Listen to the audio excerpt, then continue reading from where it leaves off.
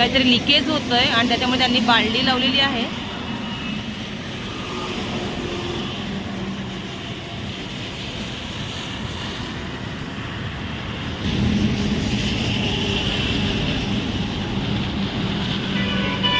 Simmi cargo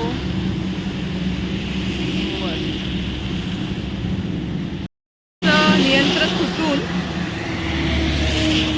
ते ह्या ठिकाणी पूर्ण माती टायरला लागलेली आहे आणि ते पूर्ण बघा कसं पलटी झालाय हा ट्रेलर.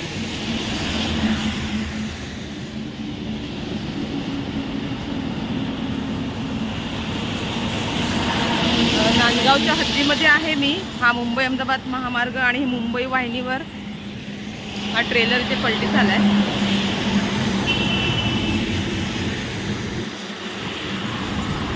पण आता हा ट्रेलर कधी पलटी झाला आहे काय अंदाजा नाही आहे. पण याला उचलण्यासाठी अजून कुठलीही सुविधा महामार्गावर असं वाटतं उपलब्ध नाही आहे. नंबर काहीतरी 8936 MH46 आणि चालक गंभीर आहे की नाही ते पण अजूनपर्यंत काय ते कोण दिसतच नाही आहे. त्याच्यामुळे माहिती भेटणं तेव्हा मुश्किल होतं.